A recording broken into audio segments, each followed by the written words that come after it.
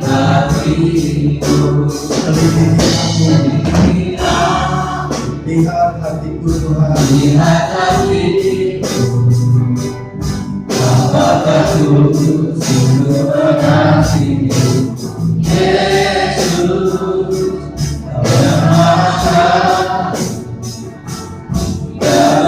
dalam hidupku, tak ada tersembunyi bagiku. Aku kebaikanmu yang tak pernah habis hidupku. Ku berdoa sampai akhirnya Kau dapat tinggal, tetap setia.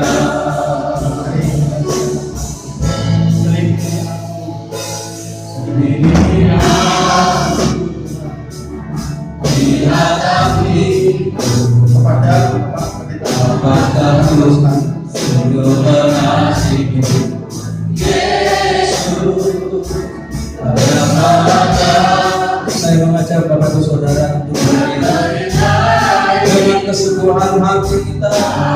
Kita akan cinta dengan hati yang penyembahan telah melihat kebaikanmu yang tak pernah habis di hidupku.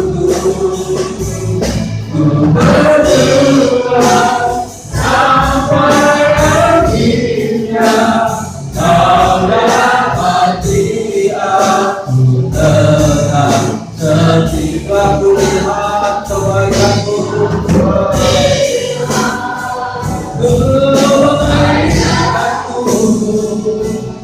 yang tak pernah habis di hidupku. Sampai akhirnya Kau dapati aku tetap setia. Kau dapati aku tetap setia. Aku tetap setia. Kau dapati aku tetap setia. Tetap setia. Biarlah pujian ini bukan hanya sekedar nyanyian yang kami nyanyikan Tuhan, tapi biarlah ini satu komitmen kami. Seperti Engkau setia kepada kami Tuhan, biarlah kami juga menjadi hamba-hamba-Mu. Biarlah kami menjadi anak-anak-Mu yang juga setia kepada Tuhan. Dan saat ini Tuhan, bersama-sama kami akan mendengar firman-Mu. Berfirmanlah Tuhan, Roh Kudus-Mu yang akan memampukan kami mengerti, memahami, dan juga memampukan kami untuk melakukan firman-Mu ini dalam kehidupan kami. Bekerjalah Roh Kudus, berkaryalah Roh Kudus atas pemberitaan firman-Mu ini. Mohon ampun Tuhan akan segala dosa dan kesalahan kami, dan hanya di dalam nama Tuhan Yesus Kristus kami siap diberkati oleh firman-Mu ini. Haleluya, amin. Silakan duduk kembali Bapak Ibu sekalian dikasihi Tuhan. Shalom. Selamat pagi, pagi yang cerah. Saya juga berharap secerah hati kita. Amin. Amin. Bapak Ibu Saudara dikasihi Tuhan, saya mengajak Bapak Ibu Saudara membuka Alkitab kita di dalam Injil Markus. Injil Markus pasal 12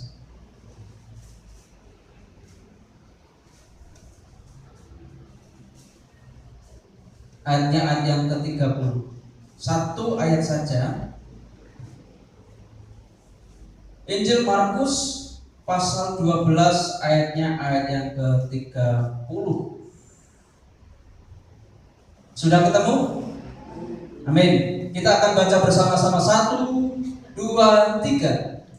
Kasihilah Tuhan Allahmu dengan segenap hatimu dan dengan segenap jiwamu dan dengan segenap akal budimu dan dengan segenap kekuatanmu. Saudara yang dikasihi Tuhan, Ini adalah satu perintah Tuhan Yesus kepada para murid, kepada orang Kristen secara universal, bahwa perintah itu supaya apa? Kasihilah Tuhan Allahmu. Bagaimana caranya kita menerapkan kasih kita kepada Allah? Apakah hanya setengah-setengah? Apakah kasih itu hanya sebagian kecil dari hidup kita atau seluruhnya? Firman Tuhan jelas di situ mengatakan bahwa kasihilah Tuhan Allahmu dengan segenap hati, dengan segenap jiwa, dengan segenap akal budi, dengan segenap kekuatan. Kasih yang harus kita berikan kepada Tuhan mencakup keseluruhan, dan itu dengan maksimal. Saudara dikasih Tuhan, berbicara tentang kasih, berbicara tentang pelaku kasih. Pada prinsipnya, seorang yang melakukan kasih adalah seorang yang sedang menyembah Tuhan. Masih ingat penyembahan artinya? Tunduknya tubuh, jiwa, roh terhadap otoritas Tuhan. Ketika tubuh dan seluruhnya ini dan juga bagian di dalamnya ini sujud, tunduk pada otoritas Allah, itulah makna dari penyembahan. Ketika kita melakukan kasih kepada Allah, kira-kira hati, tubuh, jiwa kita tunduk enggak kepada Allah? Itulah arti daripada penyembahan yang sejati. Nah, pada pagi hari ini saudaraku yang dikasih Tuhan, firman Tuhan saya diberikan judul penyembahan yang menyenangkan hati Allah. Apakah ada penyembahan yang tidak menyenangkan hati Allah? Saudara, ada banyak kasus, ada banyak contoh penyembahan ternyata ada yang tidak menyenangkan hati Allah. Kalau itu dilakukan dengan tidak sepenuh hati. Seperti di Markus pasal 12 tadi ayat 30. Kalau semuanya itu tidak dilakukan dengan kesungguhan hati, kalau semuanya itu tidak dilakukan dengan segenap hati, tidak dilakukan dengan segenap jiwa, tidak dilakukan dengan segenap akal budi, tidak dilakukan dengan segenap kekuatan, itu artinya penyembahan yang tidak benar. Sampai di sini clear ya. Nah, Bapak Ibu Saudara dikasih Tuhan, inilah yang diinginkan oleh Allah. Bahwa apa? Allah menginginkan segenap diri kita, bukan hanya sebatas bagian dari diri kita. Ingat, segenap hidup kita, bukan hanya sebagian, tetapi ini seluruh.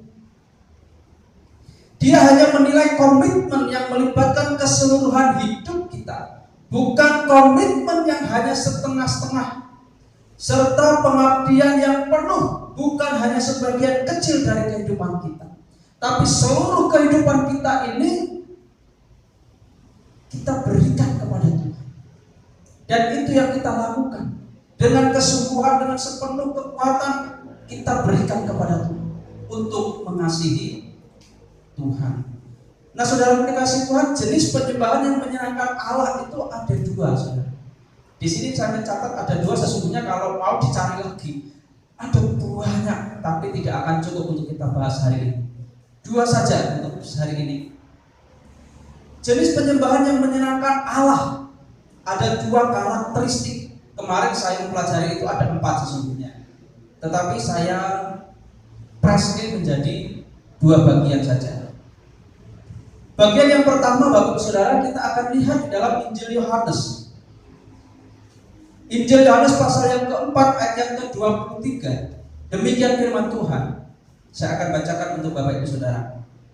Injil Yohanes pasal yang keempat ayat yang ke-23. Tetapi saatnya akan datang dan sudah tiba sekarang bahwa penyembah-penyembah benar akan menyembah Bapa dalam roh dan kebenaran, sebab Bapa mengendaki penyembah-penyembah demikian. Saudara dikasih Tuhan, Allah yang pertama adalah Allah senang bila penyembahan kita itu tepat. Emang ada topak penyembahan yang tidak tepat? Ada, saudara. Ketika menyembah fokusnya sudah berbeda. Ketika menyembah motivasinya sudah berbeda. Ketika menyembah Saudara, ini yang tidak kalah pentingnya seperti yang di Injil Yohanes pasal 24. Penyembah itu ada penyembah yang benar. Allah itu roh. Maka setiap kita ketika menyembah harus dengan roh dan kebenaran. Di bagian yang kedua nanti akan saya sampaikan ini, akan saya kupas lebih dalam mengenai hal ini. Penyembahan yang tepat adalah penyembahan yang didasarkan pada kebenaran Alkitab. Sejauh mana Alkitab itu menyampaikan tentang penyembahan yang benar. Alkitab memberikan satu contoh, memberikan banyak juga gambaran penyembahan-penyembahan yang tidak benar. Ini dilakukan oleh orang-orang Farisi. Ini dilakukan oleh ahli-ahli Taurat. Apa yang mereka lakukan?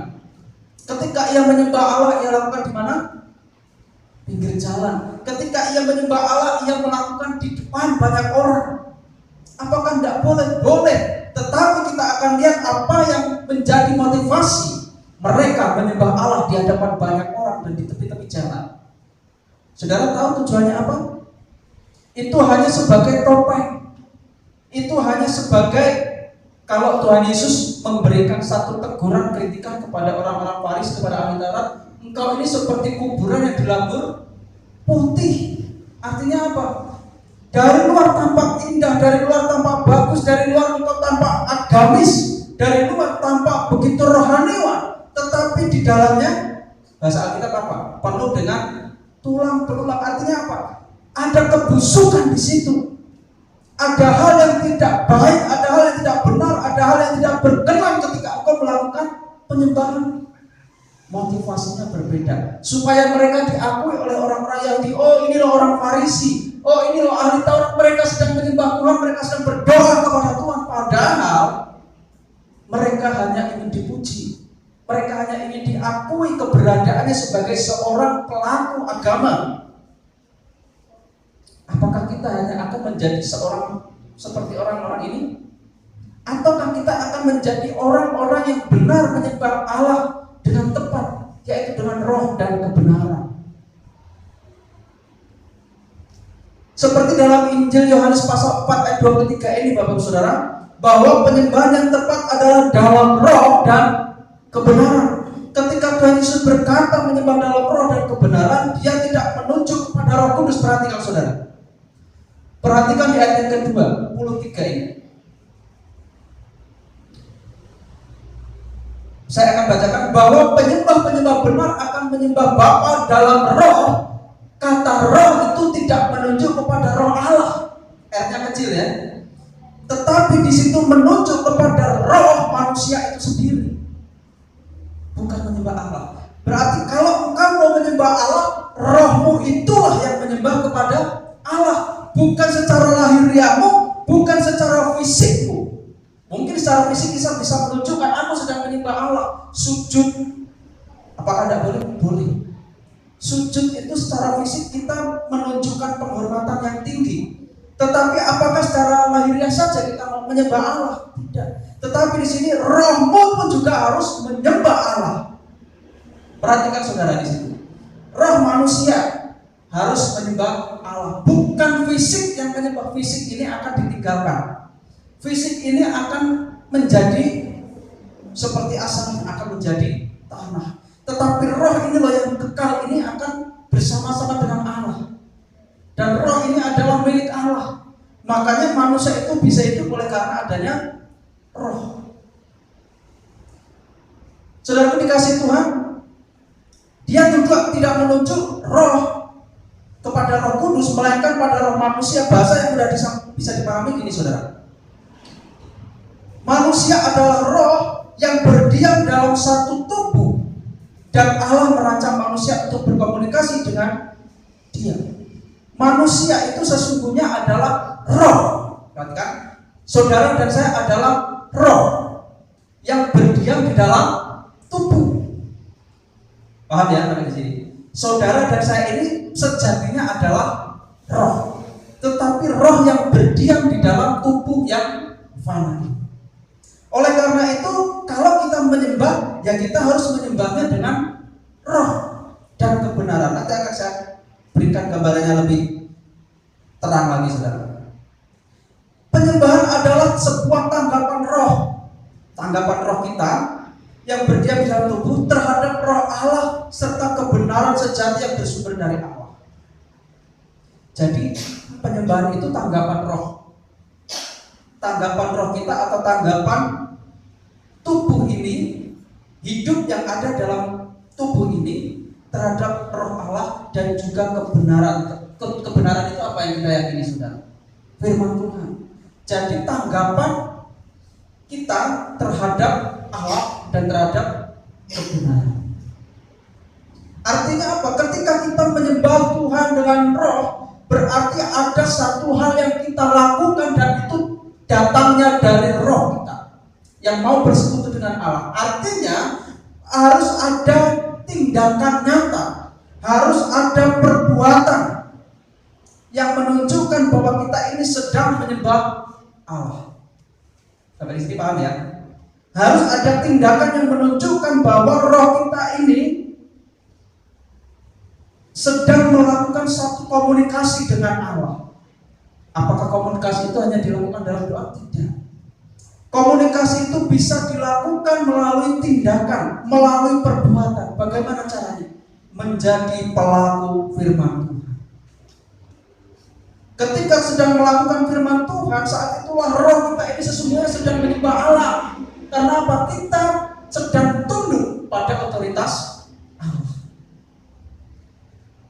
Nah, setiap tindakan yang kita lakukan adalah nilai-nilai yang bersumber dari Alkitab atau nilai-nilai rohani. Ketika kita melakukan nilai-nilai rohani atau ketika kita melakukan tindakan yang itu ada unsur nilai-nilai Alkitabiah, saat itulah kita menyembah Allah dengan tepat. Dan itulah yang dimaksudkan menyembah Allah dalam roh.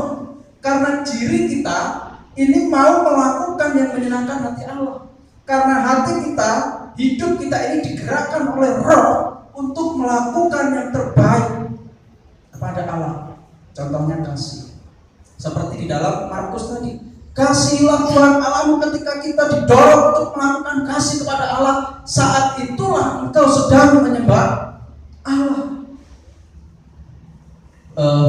Mungkin sudah 1 bulan yang lalu kalau masih ingat ya, banyak sekali pemahaman yang salah terhadap penyembahan ya. Penyembahan itu melalui pujian, bahkan sampai nangis-nangis. Dan penyembahan itu ada kaitannya dengan musik. Benar ya? Masih ingat ya? Itu sangat dangkal. Makanya penyembahan yang sejati itu bukan hanya sebatas nyanyian, bukan hanya sekedar pujian yang diiringi oleh instrumen musik yang sangat luar biasa, bukan. Tetapi penyembahan yang sejati itu adalah tunduknya tubuh jiwa roh kita terhadap otoritas Allah. Itu penyembahan yang sejati. Gaya penyembahan terbaik adalah penyembahan yang dilakukan dengan cara yang paling cocok untuk menunjukkan kasih kita kepada Allah. Apapun yang saudara lakukan, apapun yang saudara kerjakan, jika itu menunjukkan kasih kepada Allah, itulah penyembahan yang tepat. Saudara, berarti kapan kita bisa menyembah Allah? Kapanpun kita bisa menyembah Allah. Di waktu bekerja bisa. Masih ingat ya, bagaimana kita menyembah Allah melalui pekerjaan? Bagaimana kita menyembah Allah di dalam setiap aspek kehidupan, aktivitas, pekerjaan, dan lain sebagainya kita bisa menyembah Allah. Gaya penyembahan terbaik adalah penyembahan yang dilakukan dengan cara yang paling cocok untuk menunjukkan kasih kita kepada Allah. Apa yang bisa kita lakukan untuk bisa menunjukkan kasih kepada Allah? Itulah penyembahan. Banyak ya contohnya bagaimana sih cara kita menerapkan kasih kita kepada Allah. Loh, Allah itu gak kelihatan Pak Pendeta, saya tidak bisa melihat Allah dengan jelas. Ingat, barang siapa mengasihi orang yang paling hina. Konteksnya dulu ada orang yang hina. Saya mau kasih gambaran, yang menjadi barometer kasih kita kepada Allah adalah kasih kepada sesama. Sekarang pakai gitu, kasihlah sesama manusia secara otomatis. Saya yakin dan percaya sudah menunjukkan kasih kepada Allah. Nah itu Bapak Saudara, yang akan kita terapkan di sini adalah menjadi pelaku firman Tuhan. Setiap tindakan yang kita lakukan atau nilai-nilai yang bersumber dari Alkitab, nilai-nilai yang bersumber dari kerohanian, hal yang bersifat lakukan selama 1 minggu. Siap? Halo? Siap enggak untuk melakukan hal-hal yang bersifat atau yang menunjukkan nilai-nilai yang bersumber dari Alkitab, nilai-nilai yang bersumber dari hal-hal yang bersifat rohani? Besok Kamis kita akan sharing melalui Mokja. Kita akan diberkati melalui ketika kita melakukan firman Tuhan. Yang kedua, yang terakhir, saudara. Jenis penyembahan yang menyenangkan Allah adalah karakteristik yang berikutnya adalah Allah senang bila penyembahan kita melibatkan akal budi. Perhatikan saudara, Allah senang bila penyembahan kita melibatkan akal budi. Kembali di dalam Markus pasal 12 ayatnya yang ke-30 tadi, saudara. Seperti perintah Tuhan Yesus, Allah tidak menghendaki nyanyian lagu-lagu tanpa pikiran, saudara. Terkadang ketika kita memuji Tuhan, menyembah Tuhan dengan nyanyian, kita nggak mikir panjang. Dalam artian apa? Ya kita hanya sebatas menyanyikan lagu. Hanya mulut ini yang mengucap. Tetapi saudaraku, kita perlu juga memakai pikiran kita untuk memuji Tuhan. Nanti akan bukan hanya sekedar pikiran, tetapi ada hal lain yang akan mendukung hal ini dalam penyembahan. Allah tidak menghendaki nyanyian lagu-lagu tanpa pikiran, memanjatkan doa-doa klise yang rutin, dan penyembahan yang tidak melibatkan budi. Karena penyembahan itu tidak bermakna. Tidak ada yang namanya budi ya di sini. Budi artinya apa? Budi itu antara pikiran dan hati itu sinkron, selaras. Artinya ketika kita menyembah Tuhan, pikiran kita pun juga menyembah, hati kita ini pun juga menyembah. Kita pakai untuk menyembah Tuhan.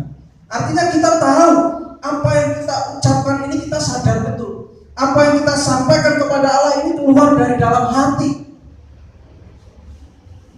Saudaraku, tidak gampang untuk kita bisa menyanyi, untuk kita bisa memuji Tuhan, melibatkan akal budi itu gak gampang. Kebanyakan yang terlibat adalah mulut ini sebagai sarana untuk mengatakan kalimat.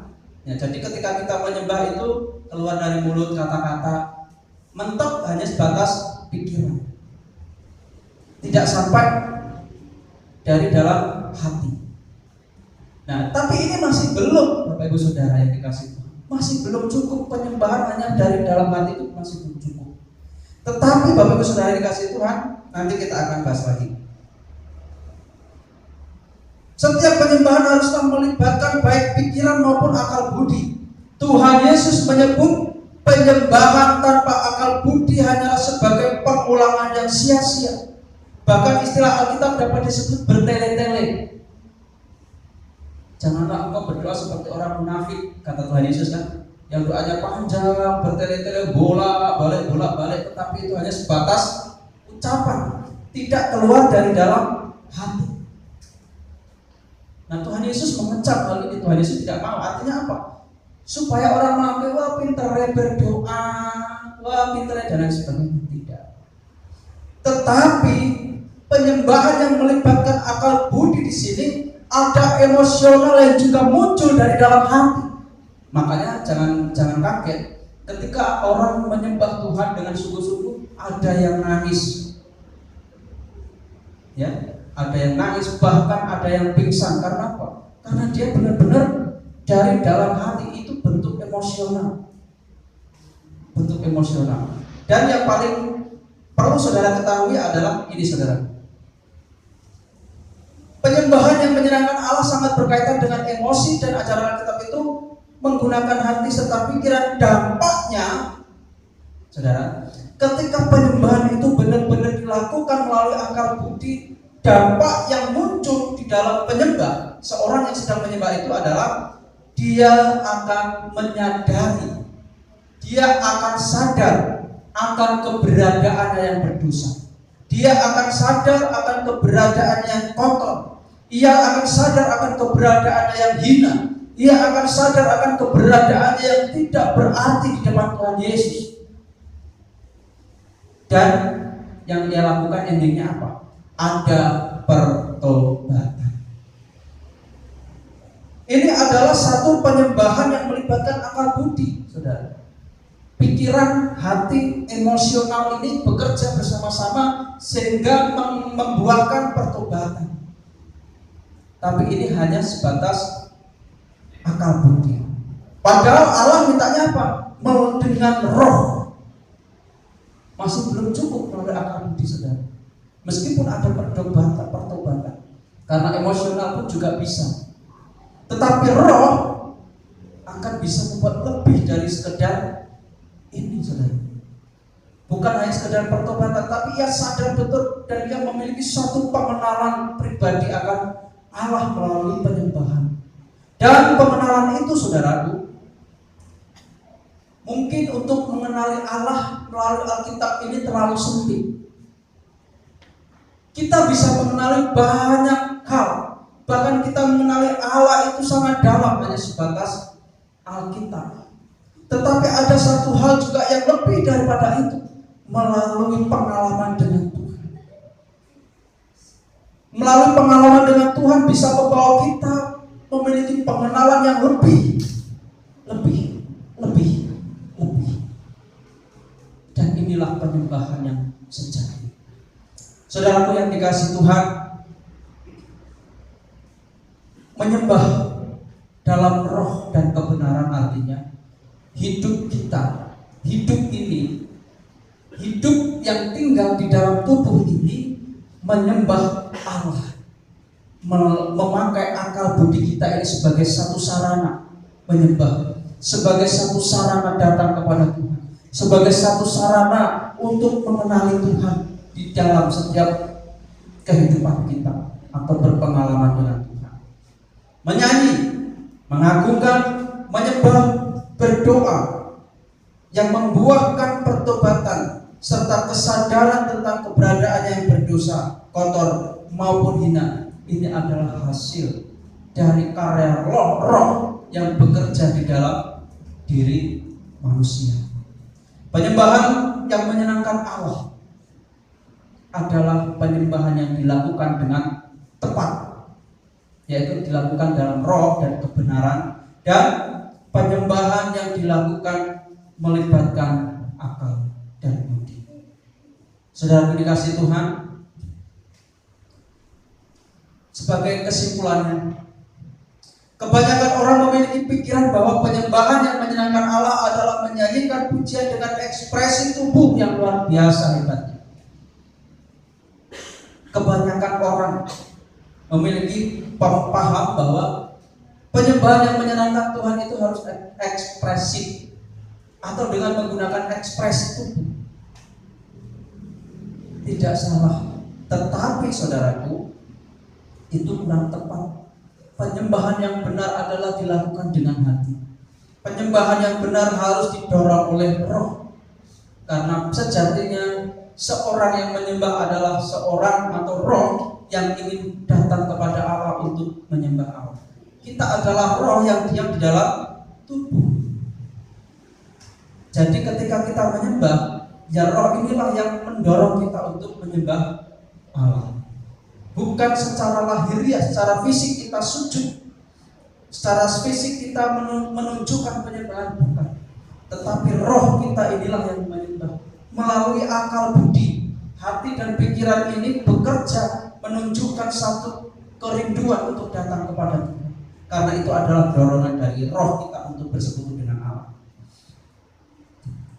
Jika ini yang ada pada pikiran, bahwa menyanyikan pujian dengan ekspresi tubuh yang luar biasa itu adalah penyembahan, itu kurang tepat.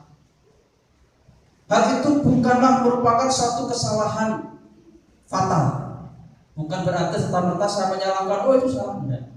Tetapi kurang tepat, bahwa penyembahan yang sejati itu bukan secara lahiriah, tetapi dalam roh dan kebenaran sesuai dengan Alkitab. Namun harus diluruskan dengan sebuah pengertian bahwa penyembahan yang menyenangkan Allah adalah tanggapan roh manusia terhadap roh Allah, serta kebenaran sejati yang bersumber dari firman Tuhan. Artinya Bapak Ibu Saudara, Penyembahan yang menyenangkan Allah adalah tanggapan kita, roh kita terhadap roh Allah, dan tanggapan kita terhadap kebenaran. Kita mau nggak melakukan kebenaran? Kita mau nggak melakukan firman Allah? Itulah penyembahan yang sejati. Penyembahan yang sejati bersumber dari firman Tuhan. Oleh karena adanya perkesatuan antara emosi pikiran dan sebuah tindakan yang menyembah, kita menunjukkan, kita dipimpin, kita diarahkan untuk menjadi pelaku firman Tuhan. Itulah penyembahan yang menyenangkan hati Allah. Siap untuk menyembah Allah? Siap menyenangkan hati Allah?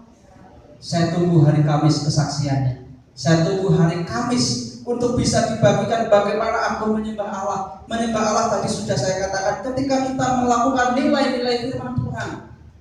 Kita melakukan firman Tuhan. Ada nilai-nilai kerohanian yang kita lakukan. Yuk, besok kita akan sharingkan bersama di dalam Mokjai. Ada berkat, juga ada pertumbuhan kerohanian, juga ada hal yang luar biasa yang akan Bapak Ibu dapatkan ketika melakukan firman Tuhan. Amin. Amin. Kita akan akhiri ibadah kita. Bila firman Tuhan ini menguatkan kita, firman Tuhan ini memberkati kita, memberikan pengertian kepada kita bahwa kita adalah seorang yang diciptakan Allah untuk menyembah. Pemain musik saya undang maju ke depan. Kita diciptakan untuk menyenangkan hati Allah. Kita diciptakan untuk menjadi penyembah-penyembah Allah yang sejati. Bukan secara fisik, tetapi kita menyembah Allah dengan roh dan kebenaran. Kasih Allah, kasihilah Tuhan Allahmu dengan segenap hatimu, dengan segenap jiwamu, dan dengan segenap akal budimu, dan dengan segenap kekuatanmu. Adalah satu penyembahan yang sejati. Adalah satu penyembahan yang menunjukkan kasih kita kepada Allah. Dan percayalah bahwa ketika kita melakukan hal itu dengan segenap hati kita, maka penyembahan kita itu akan menyenangkan hati Allah. Aku mengasihi Engkau Yesus akan kita nyanyikan bersama-sama. Saya mengundang Bapak Ibu Saudara untuk berdiri. Dengan sepenuh hati kita akan pujikan. Hati pikiran kita menyanyi, hati pikiran kita menyembah Allah, hati pikiran kita mengucap syukur kepada Allah dengan satu pujian, aku mengasihi Engkau Yesus.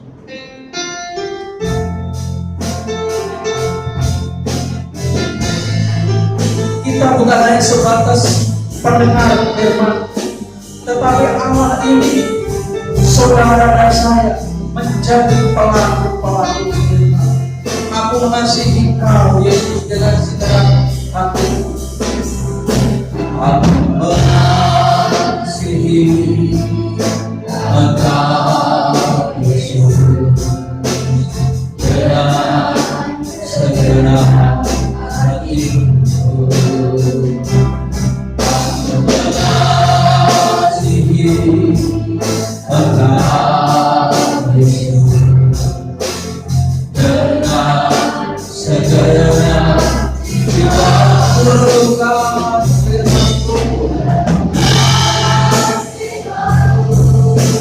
Siapkanlah kebenaran beritahu dan lakukan. Kata-katamu ya Tuhan, tujuan hidupku hanyalah untuk menyenangkan hatimu. Kembali silakan pujian, pujikan pujian ini. Aku mengasihi Engkau Yesus, aku mengasihi Engkau Yesus. Biarlah pujian dari Tuhan yang nyanyi bukan hanya kata-kata yang kami nyanyikan, tapi biarlah ini menjadi satu komitmen kami sungguh-sungguh mengasihi Yesus dengan segenap hati, dengan segenap jiwa, dengan cara melakukan firman Tuhan, dengan cara kami menjadi pelaku-pelaku supaya kami dapat pribadi yang menyembah Tuhan dalam roh dan dalam kebenaran. Dan itulah yang kami inginkan, bahwa penyembahan yang kami lakukan adalah penyembahan yang menyenangkan hati Allah.